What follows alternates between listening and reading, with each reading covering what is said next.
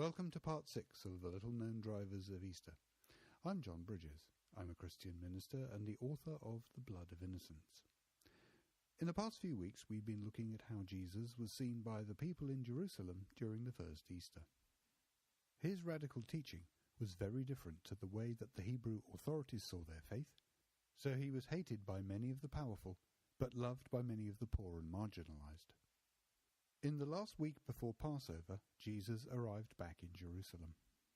Most Hebrews were looking for the long-promised chosen one who, they believed, would lead them against the Romans and establish a new Hebrew state. On arrival, though, he hadn't attacked the Romans.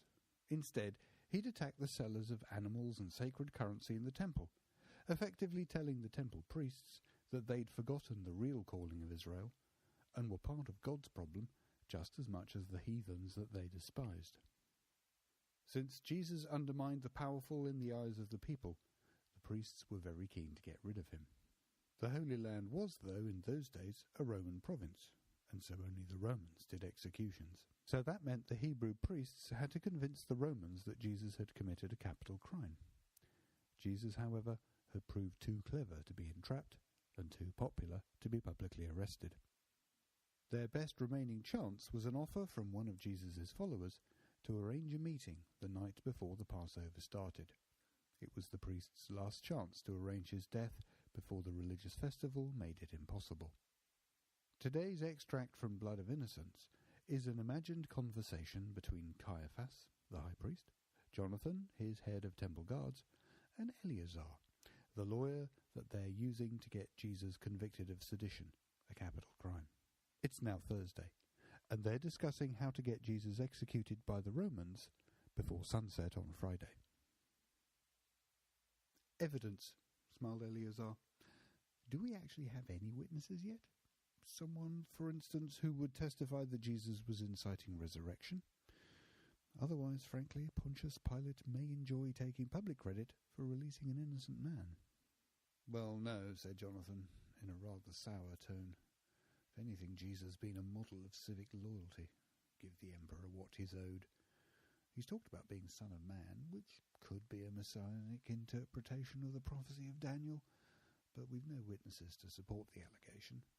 None that Pilate would believe, anyway. I thought not, said Eleazar. So what do we do? Asked Caiaphas. At the interrogation tonight he might incriminate himself, but I doubt it, said Eleazar. Don't worry, though. That's why you hired me. We'll revert to what the Romans call a maestas charge. Jesus, claiming to be a king, impugns the emperor's majesty. It's a legal device for convicting the troublesome. Is that the best we can do? Jonathan looked slightly aghast. Will Pilate accept it? Eleazar smiled. He might. If we warn him that otherwise we'll tell the emperor that he's refusing to convict a dangerous rebel. Why would that make him pervert a capital trial? Asked Jonathan. Pilate is directly answerable to Tiberius, isn't he? He won't want the emperor asking why he's released a dangerous rebel, will he? Pilate won't like a maestas charge either, but I think he'll prefer it to risking Tiberius ordering his own death and that of his family. Eleazar looked at Caiaphas and Jonathan in turn. They'd understood that point, so he went on. More positively, Pilate knows that he's making a fortune as governor. In a few years' time, the whole thing will have blown over. Jesus of Nazareth will be forgotten. Pilate can return to Rome a rich man. Will he risk his own life and a wealthy future for the sake of a bit of hard evidence? Pilate? I don't think so. He'll prefer to keep taking the money, you mean? Asked Caiaphas. Without witnesses to a capital offence, do we have any other choice? Asked Eleazar with an air of finality. I don't like it, agreed Caiaphas, but it sounds like it'll work. What about our own people, though? The Sanhedrin can't try a man at night, can it? We aren't going to try him, replied Eleazar. Aren't we? Asked Caiaphas. No, I dare not think how many rules of jurisprudence we'd break if we tried him overnight. The Romans are going to try him. We don't need to. Don't we?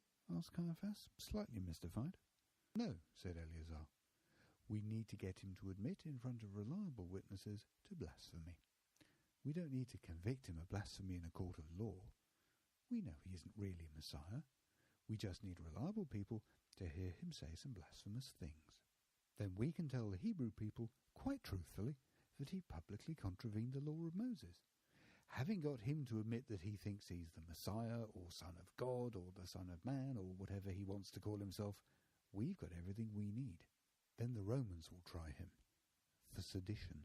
So we don't need a judgment then? Asked Jonathan.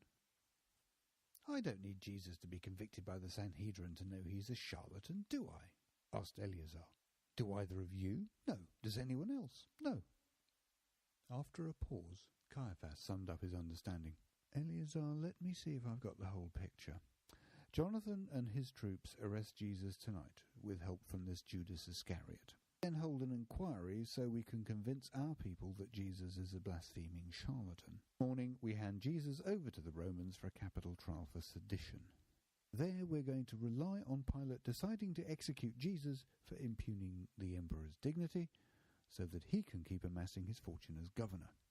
If he refuses to execute Jesus, Pilate risks death by assassination because we'll threaten to write to tell Tiberius that Pilate let a known rebel go free. And we're going to achieve all this and give Jesus time to die on a Roman cross before sunset tomorrow. I think that's a very good summary, yes, agreed Eleazar. So the entire plan relies on Pilate's greed and fear. High priest, do you know any better motivation? Asked Eleazar. Caiaphas looked thoughtful for a few seconds. Then he smiled. In the circumstances, it's brilliant. If you'd like to read more about why the events of Easter unfolded the way they did, then you can get electronic or paper copies of The Blood of Innocents at bloodofInnocents.com or through my publisher www.troubadour.co.uk, where you can also read reviews and some of the book itself in advance. For Easter itself, I'm going to release more broadcasts looking at the trial and the resulting crucifixion of Jesus. In the meantime, thanks very much for listening, and every blessing.